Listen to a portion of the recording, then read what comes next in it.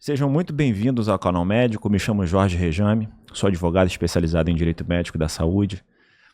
E hoje estamos aqui, para falar um pouco sobre o tema Nem Tudo é Erro Médico. Primeiramente, eu gostaria de agradecer a produção do programa pelo convite e pelo pioneirismo em trazer o assunto direito médico para a pauta. E eu estou aqui com a doutora Rayane, que é advogada especializada em Direito Médico da Saúde pela UERJ, advogada militante no Direito Médico. Estamos também com o doutor João Lucena, médico especializado em medicina intensiva e também membro da Câmara Técnica de Segurança do Paciente do CREMERGE. Então, o que a gente vai trazer hoje é realmente essa simbiose entre a medicina e o direito, e a gente busca com isso conscientizar e também informar não só médicos, mas também pacientes e todos os profissionais da saúde. Então, primeiramente, eu gostaria de mostrar aqui um cenário da judicialização da saúde no nosso país. Produção, coloca no ar, por favor. Então, vejam vocês, esse é o panorama que nós temos hoje no nosso país com relação à judicialização da saúde. Só em 2023, 25 mil processos sobre o assunto erro médico, isso é de acordo com os dados do CNJ, foram distribuídos no nosso país, nos tribunais, pelo país afora. Mais abaixo a gente consegue também ver que esse é um dado alarmante, que 5 pessoas morrem a cada minuto no país devido a erros em saúde. Não necessariamente erro médico, que é o que a gente vai discutir aqui. Nem tudo é erro médico. Mais abaixo a gente também consegue ver que a ocorrência de eventos adversos em hospitais brasileiros é a segunda maior causa de morte no país, ficando atrás apenas de doenças cardiovasculares, superando acidentes de trânsito, homicídios, latrocínio e câncer. Repito, é um dado alarmante, tendo em vista que o nosso país é um país extremamente violento. Então a gente ter esses erros em saúde causando mais óbitos do que os outros casos, tanto de homicídio, acidente de trânsito, é realmente um dado muito preocupante, é realmente alarmante. E foram registrados 1.096 óbitos por dia decorrentes de eventos que podiam ser evitados. Superdosagem, erros na aplicação de medicamentos, falhas de comunicação e etc. No mundo, 43 milhões de pessoas anualmente recebem algum cuidado inadequado, segundo a Harvard School of Public Health. Então, o nosso objetivo hoje é realmente poder trazer uma abordagem desse cenário, da complexidade, e visando, obviamente, um melhoramento do atendimento ao paciente, uma melhor exposição desses casos que a gente vai trazer aqui para o profissional de saúde, não só necessariamente o médico, mas todos os que realmente militam na parte de assistencial. Então, recentemente, nós tivemos uma mudança da nomenclatura, que eu achei muito correto, por parte do CNJ. A gente não tem mais essa nomenclatura erro médico. Foi mudado para danos materiais ou morais decorrentes da prestação de serviços de saúde. Quais os motivos, doutora Rayane, você entende que levou essa mudança no judiciário? Então, essa mudança foi, na verdade, na nomenclatura, como você disse, das ações. Quando as ações eram interpostas, de qualquer evento adverso, e aí havia uma generalização, qualquer evento adverso no cenário de assistência em saúde, o judiciário classificava como erro médico. Só que o engraçado é que não existia erro do advogado, erro da enfermagem, erro do engenheiro, era apenas erro médico. E a gente não pode colocar como sinônimo a palavra erro médico para qualquer tipo de evento ou incidente no cenário de assistência à saúde. Erro médico não é sinônimo disso. A gente vai abordar aqui, esse é até o objetivo de hoje, trazer uma desconstrução dessa palavra erro médico, para que a gente consiga compreender melhor todas as possíveis causas de um incidente no cenário de assistência de saúde, trazendo, inclusive, os mecanismos de segurança do paciente, tudo que a gente vai falar um pouquinho mais aqui hoje. Além disso, quando a gente classifica, né, quando o judiciário já classificava diretamente o erro médico numa ação, ele já estava fazendo um pré-julgamento daquele médico. Né? Então, já fazia um juízo de valor sem sequer dar direito à ampla defesa, ao contraditório, que é essencial em uma ação judicial. Então, assim, eu considero muito importante essa mudança dentro do judiciário. Porque já havia, de certa forma, um pré-julgamento. Sim. De que o médico errou. Sendo que não há qualquer... que a gente chama que está no processo de conhecimento ainda, né? Não tem realmente... E pensando nesses efeitos práticos dessa mudança, Rayane, você acredita que já trouxe algum efeito? Eu acho que ainda é recente, né? Essa mudança foi muito recente, então efeitos práticos, na prática, eu ainda não observei. Porque eu acho que, infelizmente, né, Luciana, a gente tem uma cultura ainda muito arraigada de colocar a culpa diretamente no médico. Todo evento adverso que a gente vê num cenário de assistência de saúde, automaticamente as pessoas já classificam como um erro médico, até indevidamente, muitas vezes. Não que não exista, óbvio que existe também o erro que é derivado do ato médico, mas nem todo erro é derivado de um ato propriamente dito médico.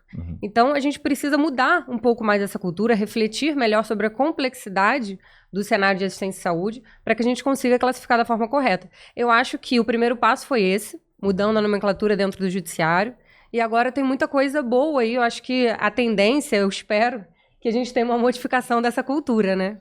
E agora eu gostaria também de ouvir do Dr. João Lucena, né, a sua visão, se essa alteração da nomenclatura ela tem algum impacto na prática médica, né, e na segurança do paciente.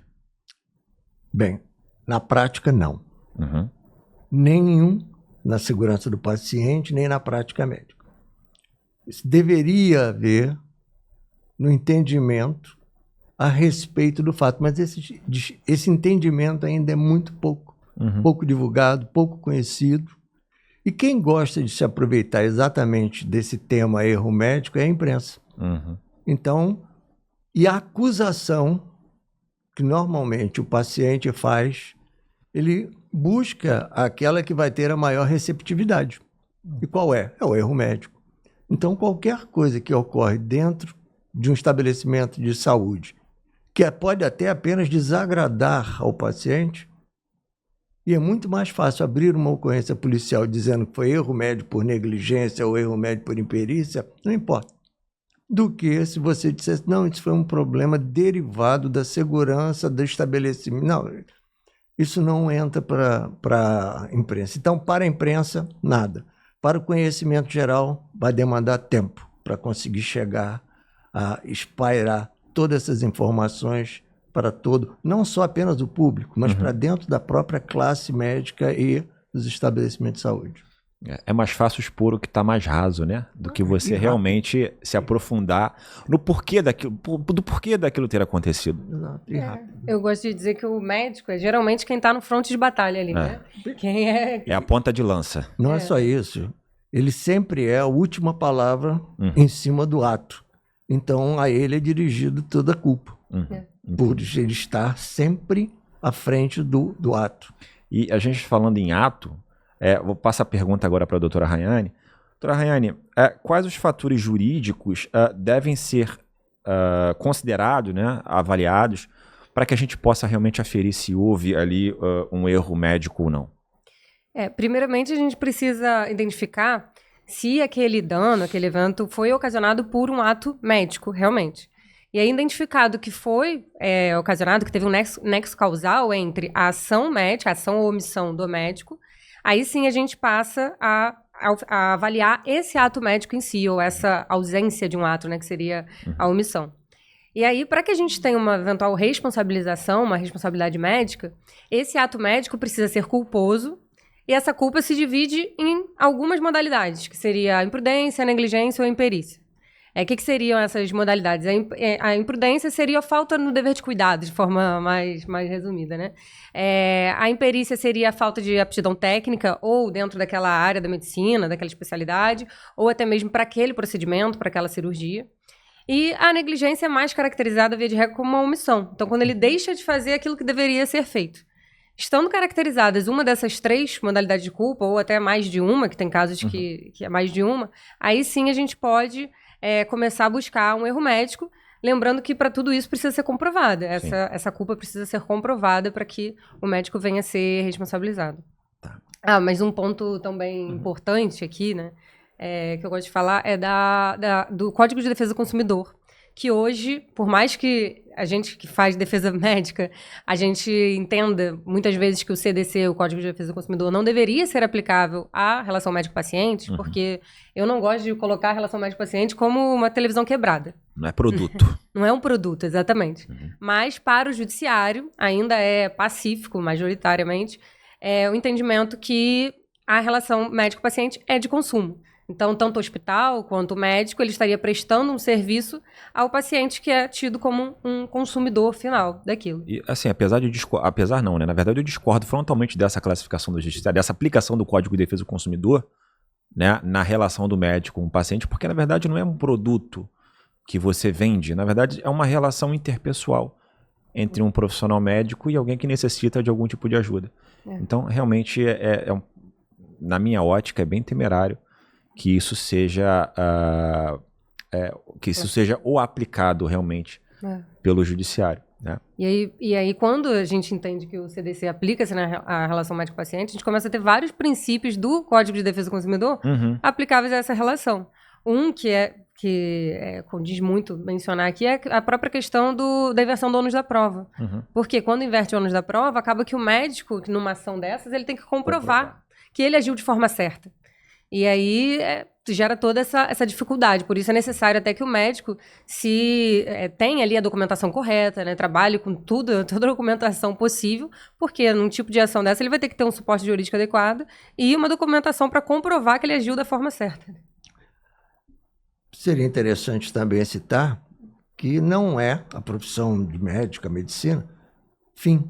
É meio. Exatamente. Ela não é um objetivo final, exceto naqueles que trabalham com cirurgia plástica, ou reconstrução, estética. Sim. Esses têm um objetivo final. E é importante dizer, ainda assim, essa obrigação de resultado, ela não é uma obrigação de perfeição, ela é uma obrigação de melhoramento estético, tá? A gente passa longe da perfeição aqui. Tá?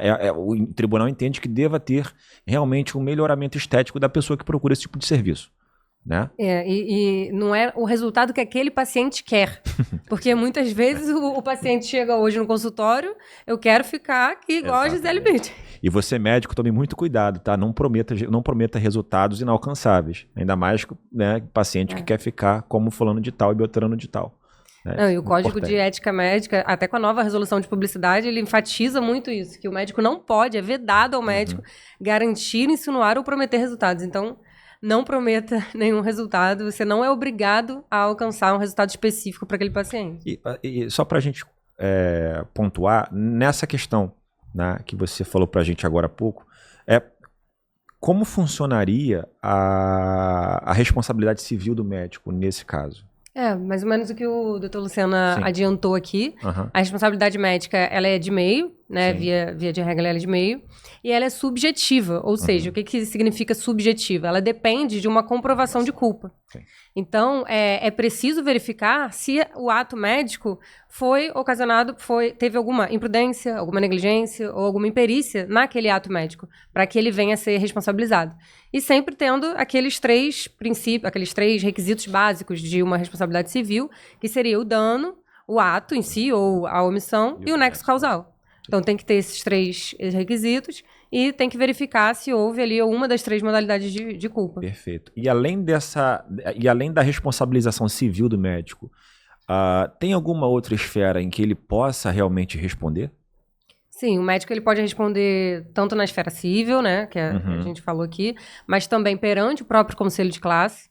Então, hoje a gente vê muitas ações correndo, tanto no CFM quanto no CRM, ações de diversos tipos, e essas denúncias não são somente de pacientes, que tem muito médico que acha que é só paciente que pode denunciar, né? Mas esquece das denúncias de ofício, que o próprio conselho pode fazer, quando ele identifica algo errado, até mesmo em publicidade, que a gente está vendo muito por aí, né? Então, ações que são denúncias, na verdade, que são interpostas pelo próprio conselho regional, por conta de uma publicidade indevida. De ofício, Então, né? De ofício, exatamente. E, além disso, o criminal também, Sim. que em alguns casos, como, por exemplo, um assédio sexual... Lesão corporal no exercício da medicina. Exatamente. Até o próprio homicídio, que aí já Sim. deixa de ser uma conduta culposa, né? Mas tem uma intenção, um dolo, aí ele já passa a responder na esfera criminal.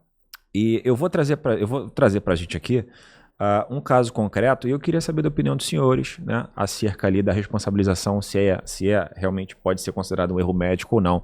Produção, coloca para a gente aqui na televisão. Médicos se confundem e operam perna errada de menina de 6 anos na Paraíba. Paciente deu entrada no hospital precisando passar por uma cirurgia invasiva na perna esquerda, mas médicos se confundiram e operaram a perna direita. Equipe foi afastada. O que o bom senso dos senhores me dizem nessa questão? Doutor João Lucena, por favor. Bom, em princípio, essa reportagem ela tem um pouco mais de informações. Uhum. Essa criança estava internada em um hospital e foi transferida para fazer a cirurgia em outro hospital. Já tinha feito a primeira e foi transferida para fazer a segunda no outro hospital. Uhum. Nesse intervalo, ou seja, nessa troca, não houve a preparação de nenhum documento nem contato de um hospital que transferia para o hospital que receberia. Nem havia um documento explicitando o que deveria ser feito e em qual membro deveria ser feito. Uhum. Quando houve o recebimento dessa paciente dentro desse novo hospital, não houve a comprovação do que deveria acontecer. Provavelmente partiu-se da suposição que, já por ter operado uma perna, deveria operar a outra.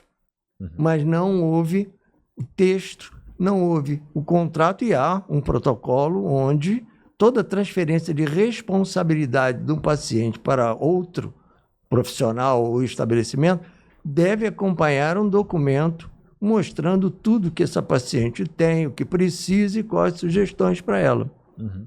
Então, se houvesse esse documento, fatalmente não aconteceria este incidente. Então, neste momento, nós estamos vendo 2 problemas aí. O primeiro é de quem envia, que não envia com documento. O segundo é de quem recebe, que não lê o documento e pressupõe alguma atividade e parte para uma ação. Uhum. E terceiro, não chegou nem a checar o que é uma outra orientação de segurança do paciente, que é a marcação de um dos membros, quando houver duplicidade e quando houver duplicidade em cirurgia, principalmente. Então, deveria haver uma marcação da perna a ser operada, e não havia. Então, você está notando, não houve nenhum tipo de segurança para essa paciente, foi transferida, vamos dizer assim, pretendendo o melhor, mas conseguiram realmente fazer. Então, todos na cadeia. Primeiro quem mandou, segundo quem recebeu e terceiro o hospital que não tinha o protocolo que impedia que essa cirurgia fosse realizada sem que cumprisse isso. Onde está a documentação? Onde está a marcação cirúrgica? E então, com isso, uma sequência de falhas permitiu que a paciente recebesse uma cirurgia indevida. Então a gente pode dizer que foram erros crassos e sistemáticos de todas as pessoas que realmente compõem aquela assistência. Exato, exato. Não houve, vamos dizer assim, o erro médico puro. Sim. Não, ele foi um erro assistencial. Sim. Com quebra dos protocolos de segurança, causando lesão a essa paciente, e estes protocolos deveriam ter sido introduzidos pelo hospital e respeitados por quem transferiu e por quem recebeu. E o mais interessante é que não só o paciente ficou desamparado, o médico também estava desamparado totalmente nessa situação. Ele não tinha os subsídios, né? Mas ele também tomou a atitude. Ou seja, ele agiu. Não poderia. Deveria ter. Onde está a documentação? Qual é a perna que eu tenho que operar? Veio com marcação, não veio. Não pode, ele não poderia tomar a atitude. Não dá para operar por palpite, né? Não, exatamente. Por isso que no judiciário, um caso desses, por exemplo, muito provavelmente o hospital seria condenado e o médico também. Porque o hospital responde, na verdade, pelos funcionários. Depois ele pode reaver, né? A gente pode dizer que o médico foi imprudente nesse caso. Pode dizer que ele foi imprudente. Negligenciou o fato de não ter documentação, nem marcação, nem nada. Mas voltando sempre a dizer, a falha do profissional sempre ocorre por falta ou por um protocolo incompleto que permitiu que avançasse dentro deste erro. Senão, não teria. Você não pode operar sem documento, não pode operar sem... Não tem, então não posso. E tem algum local onde os hospitais podem pegar esses protocolos? Onde que é disponibilizado isso? Ou cada um monta o seu? Não, esses protocolos eles foram criados pela OMS e foram adotados como metas internacionais e depois nacionais de segurança do paciente. Então você tem isso descrito, literatura é comum. Então você tem todos esses tipos e principalmente quem lida dentro de hospitais com protocolo sabe. Eu só posso, em caso de bilateralidade, o cirurgião tem que ir ao paciente e fazer uma marcação do local. O local que eu digo membro, dedo, olho, o que for de duplicidade. Antes de levá-la para o centro cirúrgico. O centro cirúrgico só pode receber quando confirma isso. Tem marcação, tem indicação, tem tudo isso. Tem. Então, ele entra no centro cirúrgico. Ao entrar no centro... E aí vai uma série de regras que a OMS chama de cirurgia segura. Regras para cirurgia segura. Então, o estabelecimento tem que fazer cumprir. Aí sim, você terá aquilo que se chama normalmente de protocolo, regra ou processo, nome que queiram dar, mas que impeça que haja a falha levando à lesão no paciente. E é por isso que eu acho que é muito importante também que os médicos revejam muito o ambiente que ele está atuando. Né? Porque se ele atua num ambiente que não tem protocolo, que não tem a estrutura adequada, ele pode vir a ser responsabilizado por uma situação que ele não precisaria estar passando por aquilo, né? Que poderia ser evitada. Então, ele também precisa pensar muito nisso, né? Eu sei que muitos precisam, às vezes, do emprego, mas será que compensa? Acho que vale a pena pensar nisso. Às vezes é melhor você despedir o empregador, né? Risco, alto risco. Alto risco, exatamente. Então, a gente, além desse caso na Paraíba, a gente teve mais um caso que é muito comum, né, infelizmente, que é lá em Pernambuco, que médicos esquecem gás dentro de mulher durante parto e paciente internada com infecção. O caso aconteceu no Cisam, maternidade pública localizada no bairro da Encruzilhada, na zona norte de Recife. Infelizmente, né, doutor João, isso acontece muito. Na sua ótica, que se deriva esse tipo de situação? Olha, nós estamos falando sempre, e praticamente todos os casos, eles têm relação direta com o estabelecimento de saúde, não apenas com o profissional que está executando. Por quê? Dentro daquilo que a gente estava falando, que são as regras, protocolos, ou o nome que seja, para uma cirurgia segura, o estabelecimento de saúde deve ter uma equipe, e dentro desta equipe, mesmo que a equipe seja de um médico de fora do hospital e venha operar no hospital. Mas o hospital tem que fornecer o subsídio para tudo aquilo que, vamos imaginar, o médico pode vir, o cirurgião, mais um assistente, mais um anestesista, o que seja. Mas se ele não tiver o resto da equipe, o hospital deve fornecer. Por quê?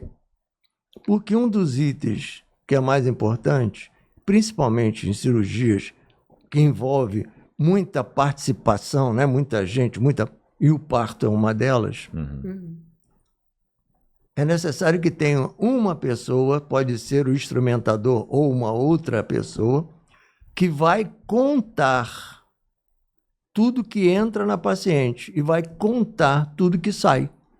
Então você tem que ter conta agulha, fio, compressa, tudo.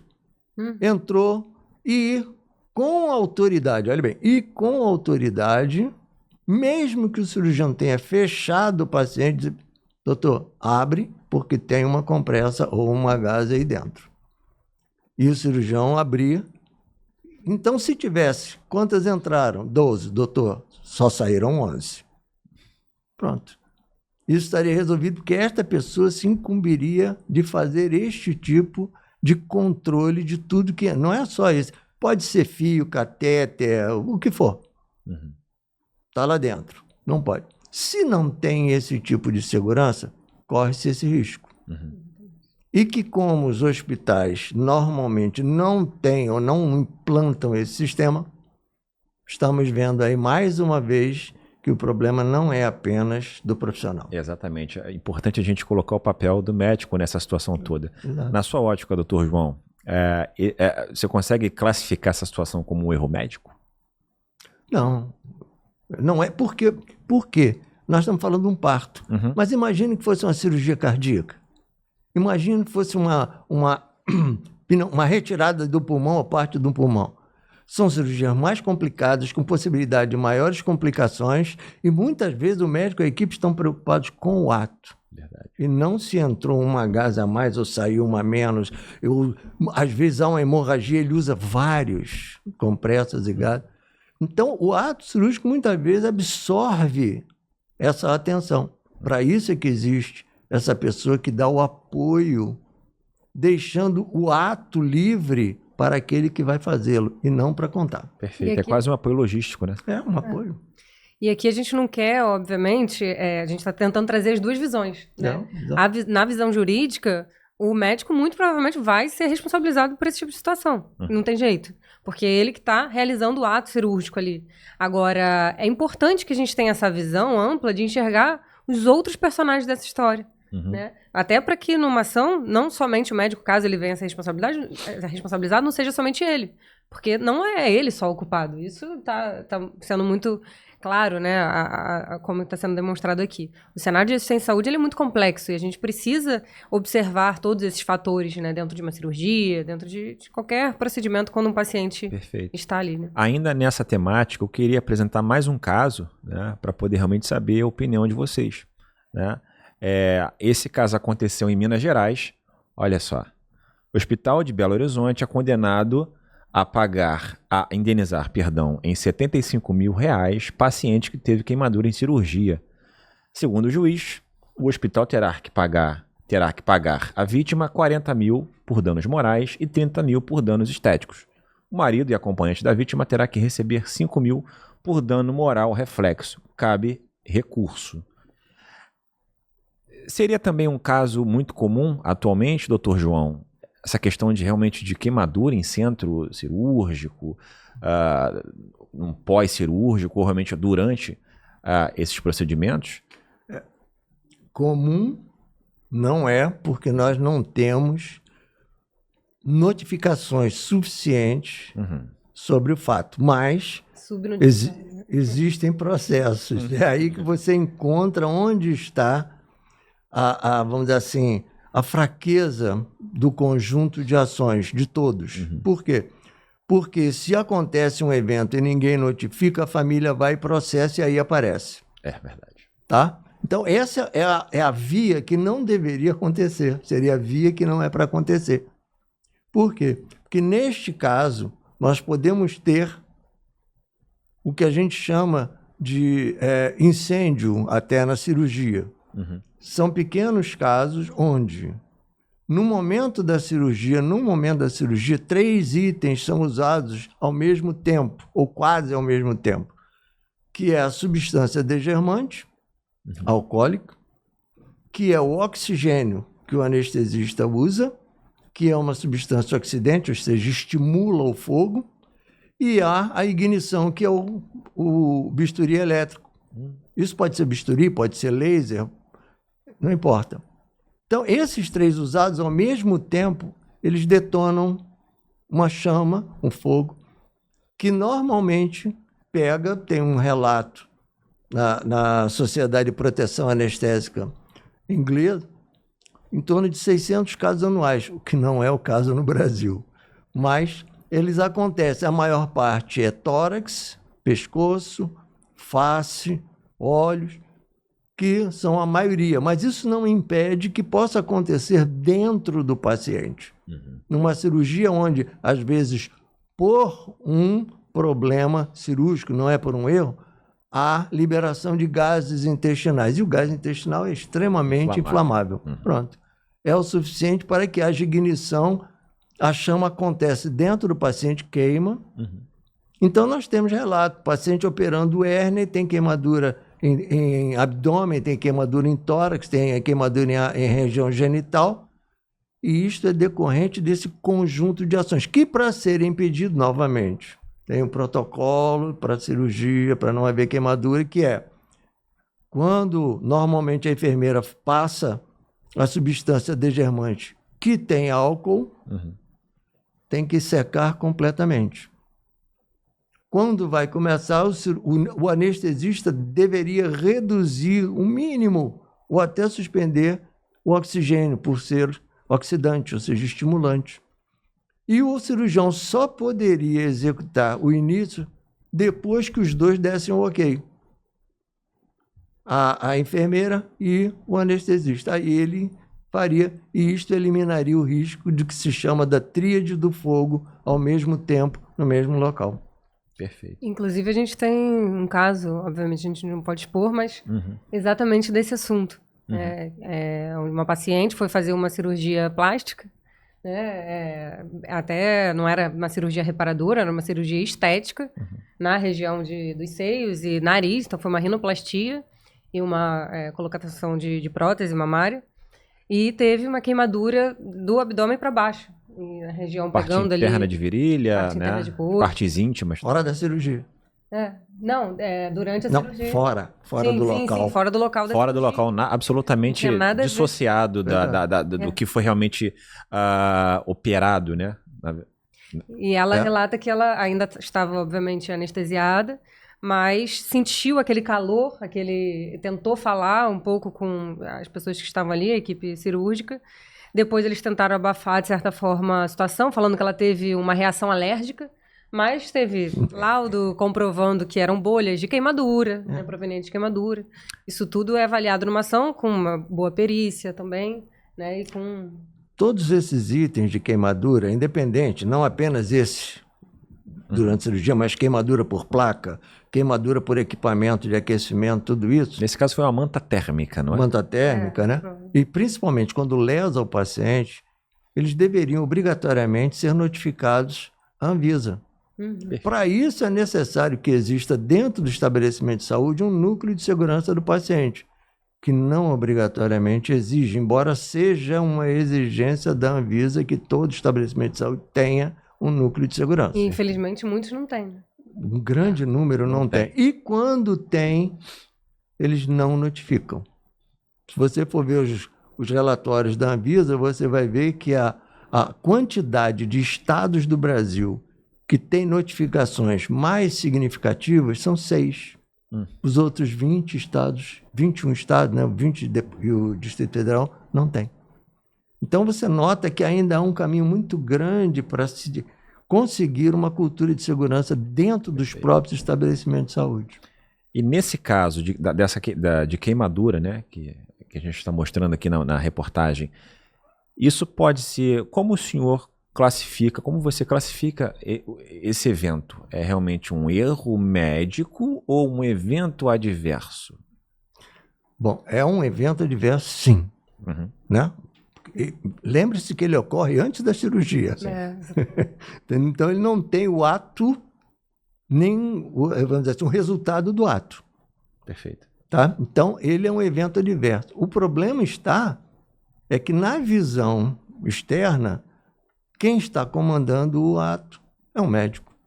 E aí, então, como eu te falei aqui anteriormente, a imprensa prefere que diga um erro médico do que um erro de falta o erro, ou não cumpriu o protocolo que deveria ter cumprido para evitar um evento adverso.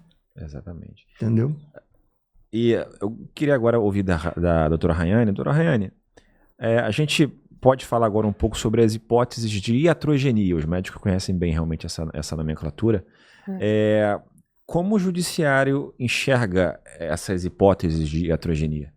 Aí já é uma situação totalmente diferente, mas que também não se enquadra em erro médico. Né? As lesões iatrogênicas, como o próprio nome diz, já é uma lesão, muitas vezes é um paciente, mas já previsível, já esperada, decorrente do próprio procedimento ou do próprio tratamento. Por exemplo, quando você vai submeter uma cirurgia, você tem alguma cicatriz que já era esperada daquele procedimento. Isso é uma lesão iatrogênica. Ou alguma reação adversa, algum efeito colateral, mas que era previsto na literatura médica.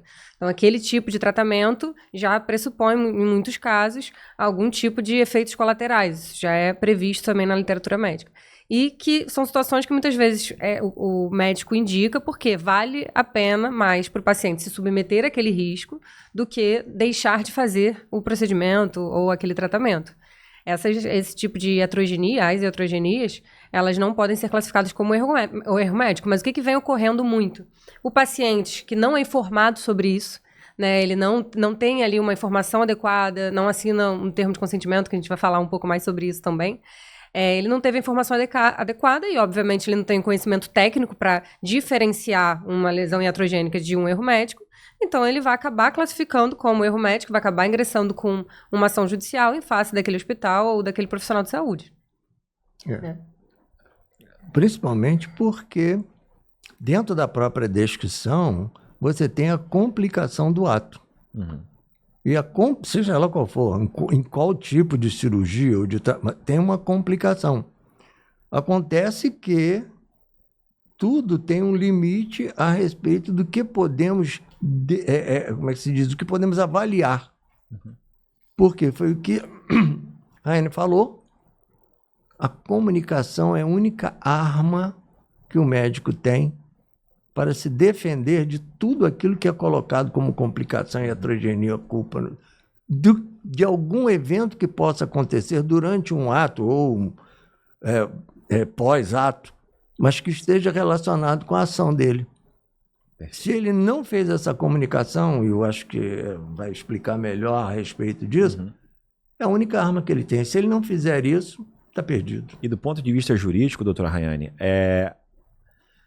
como que fica caracterizada essa iatrogenia dentro de um processo judicial?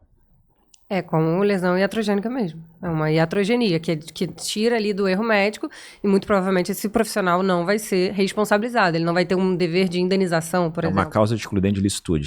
Tá. Sim. E quem é que apura se realmente houve uma lesão iatrogênica ou não dentro do processo judicial? O perito tem um papel muito importante nessa situação, porque ele vai avaliar todo o contexto, todo o caso concreto, né, vai avaliar os exames, vai avaliar se realmente havia uma previsão na literatura médica para esse tipo de lesão.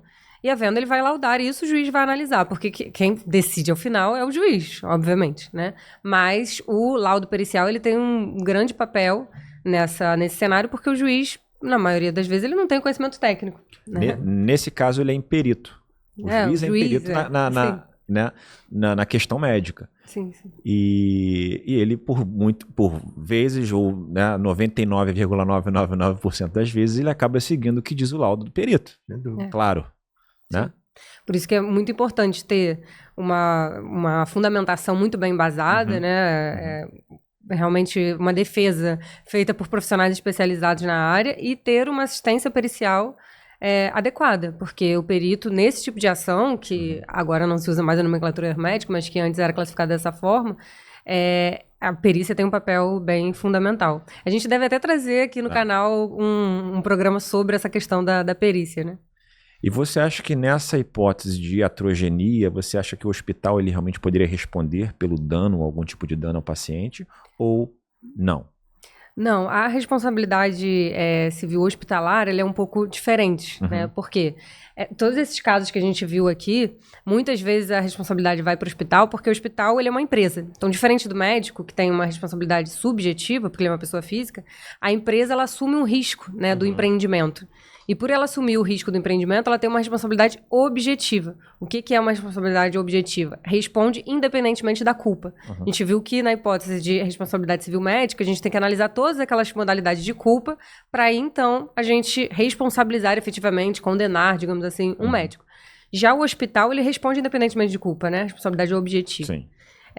Então, assim, essa hipótese de lesão iatrogênica, ela seria uma excludente. Agora, como é que é avaliada essa responsabilidade hospitalar? Tem casos que são muito claros, onde a gente pode classificar como responsabilidade do hospital. Por exemplo, um incêndio, um paciente que caiu da maca. Isso tudo são eventos que a gente falou um pouco aqui, que são responsabilidade direta de funcionários do hospital, de falta de estrutura adequada do hospital, falta de protocolos daquela instituição.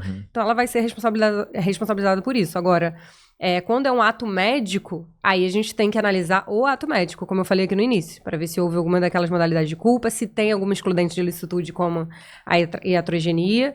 E, caso identificado isso, constatado que houve ali uma responsabilização daquele profissional, uma falha no ato médico, o hospital também responde em conjunto se ele for funcionário daquele hospital ou se ele permitiu que utilizasse ali as dependências dele. Ótimo. Tá? E assim, a gente sabe que o cenário de assistência em saúde é um cenário complexo. O doutor João Lucena sabe muito bem disso, né? Até demais. E o que o hospital poderia realmente adotar, né? Posturas, enfim, administrativas ou de gestão, para que esses riscos fossem dirimidos, por assim dizer, tá? E isso, obviamente, trazendo mais segurança ali para o paciente e para o corpo hospitalar. Em 2000, foi publicado pelo Instituto de Medicina nos Estados Unidos. 2000. Estamos a 24. Exatamente. Errar é humano. Que diz que o ser humano erra. E sempre vai errar. E que caberia a todos os atores dentro do sistema de saúde trabalhar para que isso não acontecesse. A partir daí, em 2013, o Brasil cria o Plano Nacional de Segurança do Paciente através do Ministério da Saúde, que gera, através da Anvisa, aquilo que seria a obrigatoriedade do estabelecimento de saúde terem um núcleo de segurança do paciente, que seriam os responsáveis diretos por orientar, gerenciar os riscos, ver os protocolos, implantar os protocolos e as notificações dos processos, do que estaria acontecendo.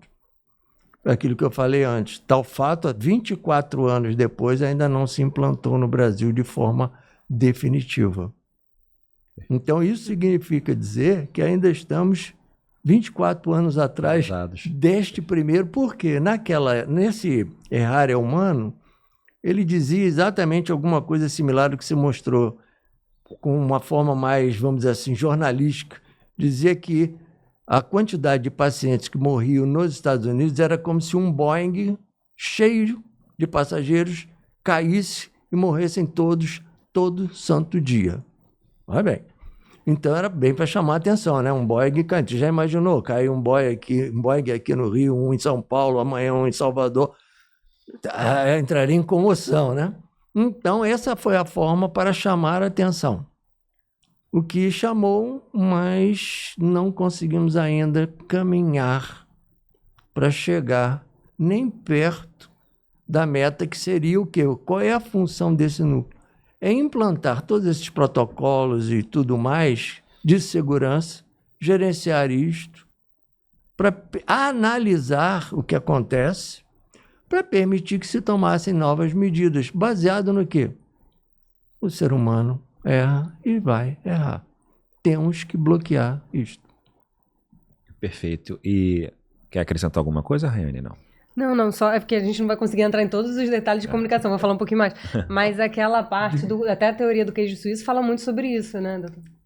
O queijo suíço, na realidade, ele pega o James Reason, pega a imagem do queijo suíço, que é todo furado, e diz: quando ocorre uma superposição de furos, o erro atravessa aquelas barreiras e acontece. Só que quem coloca as barreiras é a instituição. Exatamente. Se a barreira é incompleta, se a barreira não é eficaz, se a barreira... Não existem várias barreiras que bloqueiam uma depois. Acabou. Essas são as comunicações em saúde, correto?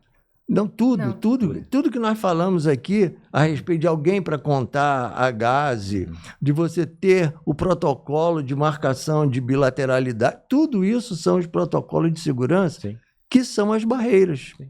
Mas elas Se não forem realmente eficazes, e aí é que entra o problema do estabelecimento de saúde. Vai gerar o erro, porque o erro, volto a dizer, o erro humano sempre vai acontecer. Erro, que a gente chama, é a falha. Não é apenas erro, errei, não, é a falha. Essa falha tem vários motivos. Pode ser até um burnout, pode ser que o profissional esteja cansado, estressado, com algum problema pessoal, pode ser que ele não consiga. Tudo isso o errar é humano. Ocorre até no próprio Covid, né? A gente teve esse cenário que obviamente foi atípico, mas que os profissionais se viam em condições extremamente precárias. Pressionados, sobrecarregados, estressados e levando ao burnout. E vendo gente morrer dia após dia, e isso sem poder realmente melhorar as condições. Então, isso tudo é sinal de falha, lapsos que levam ao erro. Perfeito. Cabe, aí voltando, por isso que eu voltei ao ano de 2000, porque nós estamos já com 24 anos, né? E não estamos avançando, nós, que eu digo o estabelecimento de saúde, né, a classe, para conseguir realmente diminuir e, quiçá, bloquear.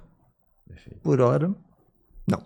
E como o judiciário vem enxergando isso, Rayane, com relação realmente a essa falta de comunicação dentro do âmbito hospitalar que gera danos ali ao paciente? Primeiramente, assim, acho que é importante a gente diferenciar a informação de comunicação. Né? Porque a Luciana fala muito sobre isso, né, doutora Luciana? Mas quando você informa, você apenas transmite uma mensagem, né? E já a comunicação, ela exige que você transmita uma mensagem e receba outra de volta. Ou seja, que você confirme que aquela pessoa compreendeu efetivamente o que você está passando. Então, num cenário de assistência de saúde, apesar da gente falar muito em informação, o judiciário vê dessa forma informação, a gente tem que ter em mente a ideia de comunicação. Porque não basta, por exemplo, um médico num centro cirúrgico passar uma informação, apenas informar para o enfermeiro uma dosagem de um medicamento, por exemplo, que tenha que administrar naquele paciente. Ele precisa realmente se certificar de que aquele enfermeiro compreendeu qual é a dosagem, compreendeu qual é o medicamento. Não só o médico, mas ter ali uma estrutura adequada para essa certificação, né? Para que isso se desenvolva. Né? E a informação hoje é base da relação médico-paciente. O judiciário enxerga como um dever do médico, tá? Não só do médico, mas de todo profissional de saúde, mas é expresso no Código de Ética Médica o dever de informar, tá? E isso deve ser tratado como uma base realmente da segurança do paciente, da relação médico-paciente. A gente vai falar mais um pouquinho aqui sobre os desdobramentos, né, da comunicação. Perfeito. E quais os cuidados que vocês acham que podem ser implementados pelo hospital para que isso possa realmente, para que a gente consiga dirimir esse problema todo? Acho que o Luciano citou alguns aqui, já bastante, mas assim, eu acrescentaria, a checagem dupla foi muito importante, você ter mencionado isso, a checagem dupla de informações, até no próprio centro cirúrgico, repetir para o interlocutor a informação passada. Só para deixar claro, uma gase. Sim. Um bisturi. Isto vale até para o exame que o laboratório pode passar uma informação que, desde que não seja computadorizada, seja telefônica, é obrigatório que o indivíduo que recebe, ele confirme. O senhor está falando de paciente tal, com registro tal, com exame o resultado foi tal, o senhor confirma? E a outra pessoa fala, confirmo isso. Por quê? Porque senão pode haver uma série de erros. A própria padronização das informações no sistema daquele hospital e no prontuário. Exato. Porque vamos imaginar um atendimento mesmo, né, hospitalar. Um médico que chega de um plantão, às vezes num hospital já ele lida com uma certa abreviação ali daquela palavra, ele coloca aquela palavra abreviada de uma forma, chega no outro hospital, aquele mesmo medicamento está abreviado de outra forma, porque não há uma padronização muitas vezes de uma instituição para outra. Isso pode gerar um erro? É óbvio. Então, assim, as chances de gerar são grandes, porque ele está acostumado com uma determinada forma de uma linguagem e na outra instituição é outra. Se você fosse reportar erros de medicação, você vai ver que também tem uma série, vamos dizer assim, de fatias de queijo, né? De mecanismos de defesa, para impedir que você chegue com um erro até o paciente. Independente, veja bem, de você estar usando um sistema computadorizado, né? Você digita o nome do paciente, digita tudo e a medicação vem. Mas é só a primeira parte. Ela vem. E daí para frente, você tem que conseguir cumprir o protocolo para que essa medicação que foi prescrita e conferida e veio da farmácia de forma correta possa ser administrada no paciente. Mas para isso tem que ter uma coisa. Se for uma medicação de alto risco, chama-se a supervisão, a dupla checagem. Então, sem supervisão, voltamos atrás aqui ao protocolo. Não adianta ter um protocolo lindo, é o queijinho todo furado, mas você tem que ter a supervisão para fazer cumprir aquilo. Porque o ser humano erra, né?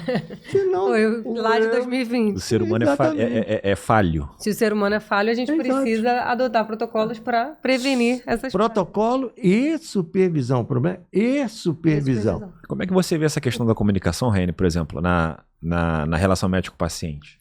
Só acrescentar um ponto muito importante que também tem a ver com a relação médico-paciente, mas os próprios registros em prontuário, né? É muito importante que esse registro seja completo, principalmente quando a gente está lidando ali dentro de um ambiente hospitalar, onde há trocas de plantão. A gente sabe que um paciente, por exemplo, internado, ele não é atendido só por um médico. Na maioria dos casos, ele é atendido por vários médicos em regime de plantão que fazem aquele revezamento. E se o registro no prontuário não tiver muito bem redigido, né, numa linguagem que todo mundo que leia aquele prontuário, que tem acesso àquele prontuário, consiga compreender, isso pode, sim, tem chances grandes de gerar um dano àquele paciente. Então, isso também é um fator que precisa ser observado e que a gente vê na nossa prática, né, Jorge, que é muito negligenciado. Os médicos, muitos, infelizmente, acabam negligenciando a força do prontuário, né, a importância do prontuário. E para finalidade jurídica, judicialmente, ele é o principal documento na relação até médico-paciente. Entrando aqui, é de suma importância, é a primeira coisa que um juiz pede numa ação judicial ou que o próprio conselho pede para ver quando envolve ali uma situação, uma denúncia de algum paciente, ele pede para examinar esse prontuário e se o médico não tiver o prontuário, ele já vai responder só pelo fato dele não ter um prontuário bem preenchido. E a mesma métrica é seguida, tá, no judiciário, com relação não ao prontuário, mas o que a gente chama é o famigerado termo de consentimento livre esclarecido. O médico pode ter feito tudo certo. Tudo certo, zero erro, sucesso 100%. Mas se não há termo de consentimento livre esclarecido, ele é condenado. Mas ele é condenado por algum tipo de erro médico? Não, ele é condenado pela falta de informação que aquele paciente não teve. Exatamente. Até foi o que eu citei aqui no início. A informação, ela é um dever médico. E é um direito do paciente receber aquela informação. Porque quando a gente vai lá atrás, né, logo no início assim, da relação médico-paciente, quando não existia nada do direito ainda aplicável à relação médico-paciente, a medicina tinha uma outra visão, né? Era mais um curandeirismo, o médico era visto realmente como o Deus, assim, o poder da tomada de decisão. Era ele quem decidia qual tratamento iria ser desempenhado no médico, qual procedimento seria feito. Não cabia direito de escolha ao paciente. Mas quando a legislação de direito foi entrando na relação médico-paciente, né, até para criar ali uma baliza realmente, né, normas para essa relação, como tudo na vida, né, o direito entra para tentar regularizar de alguma forma, aí a gente foi tendo algumas normas aplicáveis e a gente foi vendo que a relação deixou de ser verticalizada, né, entre o médico aqui e o paciente aqui, passou a ser muito mais horizontalizada. E com isso, o paciente hoje, ele tem autonomia de escolha, né, no tratamento que ele quer desempenhar, se ele quer ou não desempenhar aquele tratamento, se submeter àquele procedimento. Óbvio, o médico ele tem que indicar o que ele acha mais adequado. Ele não precisa seguir um tratamento porque o paciente quer, né? Isso jamais. O médico ele tem ali até a objeção de consciência dele. Agora, o paciente ele tem a livre escolha para dizer, autonomia de vontade, se ele quer ou não submeter aquilo. E, para isso, a informação é de suma importância, né? Sem ele saber do que se trata aquele tratamento, quais são os riscos daquele procedimento, daquele tratamento, não tem como ele exercer a autonomia de forma plena. Perfeito. Então, é muito importante essa informação. Perfeito. E ainda na parte de termo de consentimento livre esclarecido, a gente vê muito por aí, né, doutor Luciana, Raiane, o termo genérico. Que, enfim, tem sociedade dando pro seu especialista, né? É o que a gente também chama de blanket consent. Isso tem validade jurídica? Como o judiciário vem vendo essa questão? No caso, acho que nem a sociedade, assim, é mais são laboratórios, por exemplo, laboratórios de toxina botulínica, que acaba entregando um termo ali genérico, ou de diversos laboratórios, e o médico acha, ou até o dentista acha que está protegido com aquele termo, mas esse termo tem sido anulado no judiciário, porque o termo ele precisa ser específico, ele precisa ser esclarecido, não adianta ser um modelão pronto para todo e qualquer procedimento que o médico informa ali, sem sequer preencher as informações realmente pertinentes àquele tratamento específico. Então, é preciso seguir algumas regras, ser feito de forma bem profissional, por um profissional que saiba elaborar um bom termo de consentimento para que ele tenha a devida validade jurídica. Perfeito. E, doutor Luciana, com relação aí à ótica, na ótica dos hospitais, eles vêm adotando algum tipo de medidas para que isso possa ser melhorado, essa questão de termo de consentimento? Você vê esse movimento dentro dos hospitais ou não? Existe nos hospitais com maior estrutura.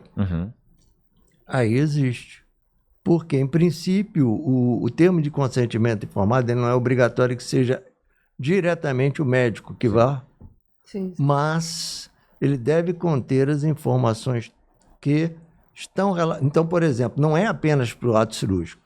Vai fazer um exame invasivo, um cateterismo, uma endoscopia, uma retossigmoide, isso tudo tem que ter consentimento. Porque todos têm riscos de eventos, sejam eles pela própria doença e conjugada ao exame ou até pelo próprio exame. Então, conclusão, tem que ter o consentimento informado para todos. Entrou lá. O hospital pode colocar isso como seu protocolo, né? O paciente só vai fazer isso. Mas voltamos aqui. Só vai fazer o exame, ou seja o que for, se tiver.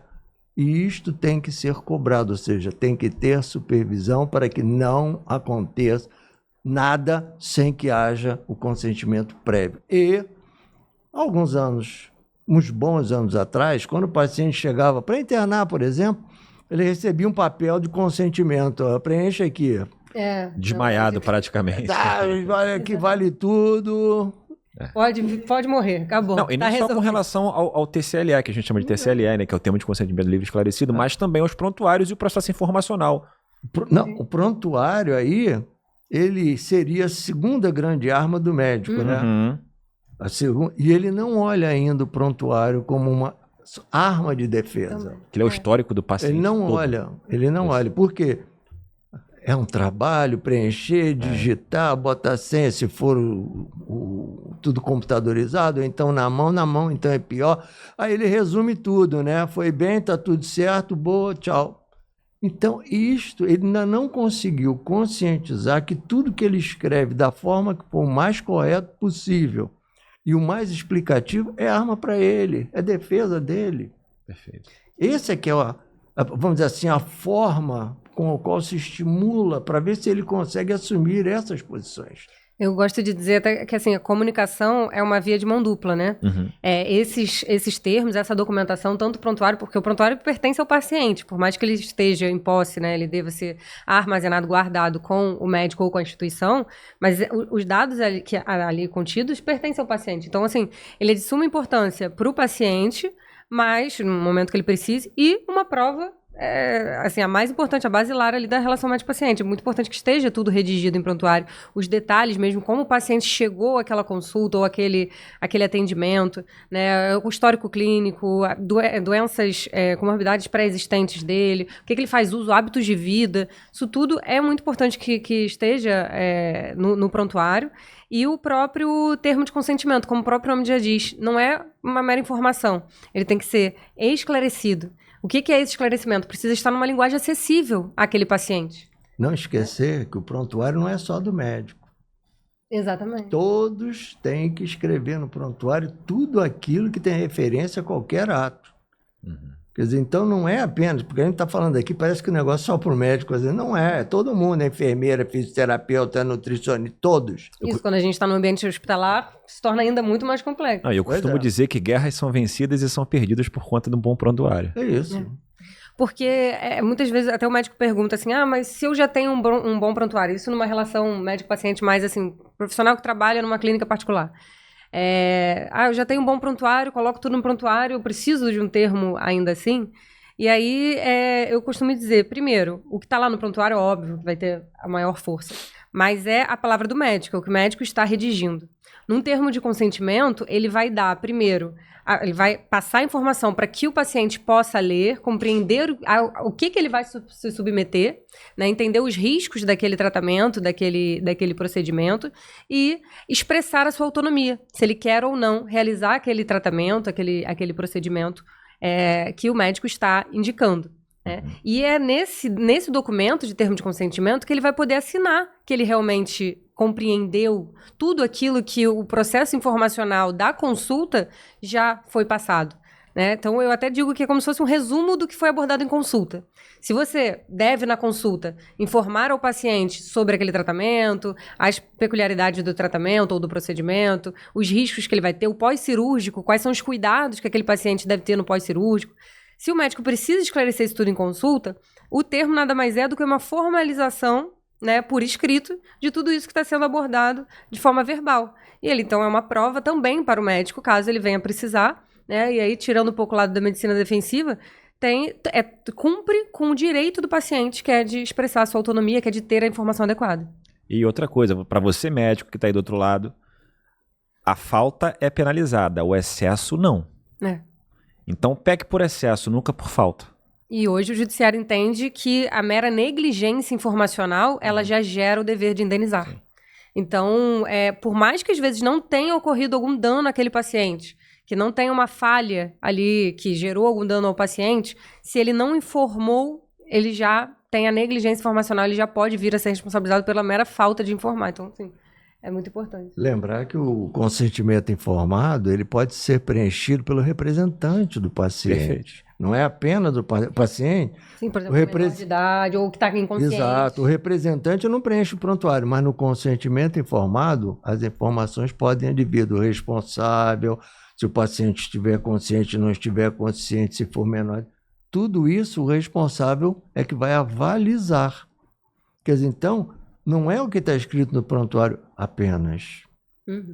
Principalmente nessas situações onde um terceiro pode ser apenas ou pode ser alguém indicado judicialmente, né? Este é o meu responsável e ele vai lá e vai tomar todo o preenchimento, todas as informações que devem constar no consentimento informado. E essa questão que você falou do tempo é muito importante, né? Porque muitos profissionais perguntam pra gente, em que momento tem um prazo certo para eu entregar o termo de consentimento, por exemplo? Primeiro, a gente não está aqui falando de uma situação de urgência ou emergência, né? Que aí, claro, não tem. Né, Luciana?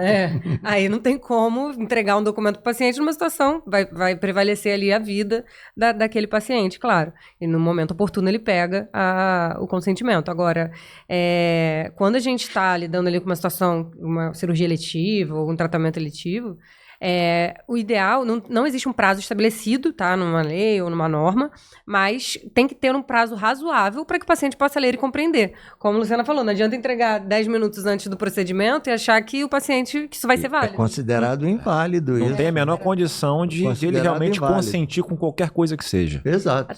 É inválido. Ele tem que ter tempo de receber, avaliar, concordar ou não, alterá-lo para fazer. Lógico, nós não estamos falando aqui de situações de urgência, não é isso. Mas, fora isso, ele tem que ter esse direito, senão você está tirando o direito dele de opinar. Exatamente. Perfeito. Bom, meus amigos, foi bom enquanto durou. Então, vamos encaminhar aqui para o encerramento. Queria deixar aberto aqui para as considerações finais de vocês. Doutora Rayane. Bom, o objetivo hoje foi trazer realmente uma desconstrução do erro médico. Acredito que essa cultura nossa ainda vai levar um tempo para ser modificada, realmente, né? Mas o objetivo é que todos os profissionais de assistência em saúde, não só os médicos, mas todos os profissionais e até mesmo a própria sociedade, né? Porque todos nós não queremos, mas podemos ser pacientes um dia, que a gente tenha noção dos nossos direitos, que os profissionais de saúde, as instituições de saúde, tenham mais cautela na sua comunicação, nos protocolos adotados, na assistência, na segurança do paciente de forma geral. Porque isso é imprescindível, a gente não pode continuar evoluindo sem parar para pensar nisso tudo, né? O que a gente pode adotar de sistemática, de melhoramento na segurança do paciente, na segurança dos próprios profissionais que ali envolvem, que ali estão trabalhando, né? Para que a gente tenha um cenário de assistência de saúde melhor para todos nós, né? Bom, agradecer a oportunidade de poder levar para a classe médica, principalmente, essas informações. Por quê? Porque este é um processo cultural. Nós começamos há 24 anos atrás e vamos levar mais 25, mais 50 anos, mas temos que mudar esta visão atual para aí sim conseguir dizer que chegamos a um ponto de proteger, de dar segurança ao paciente. Só para finalizar, só com aquela frase que prevenir é sempre melhor que remediar. E errar é humano, hein? Eu digo também que vai muito, sabe, do bom senso. É uma questão de bom senso e de cuidado. A falta de bom senso e a falta de cuidado geram danos ao paciente, que geram danos ao médico, que podem gerar danos ao hospital, à instituição, né? Danos financeiros. Lógico. Também. E a gente prevenindo, a gente consegue evitar também ações judiciais, né? Exatamente. Não a segurança ao paciente primordialmente, mas também processos judiciais. Bom, eu gostaria de agradecer a presença de vocês dois aqui. Se você gostou desse nosso vídeo, tá? dessa apresentação, dessa aula ministrada por esses dois aqui, tá? Você curta, comente e compartilhe, tá? Com a sua família, com seus amigos. E até breve.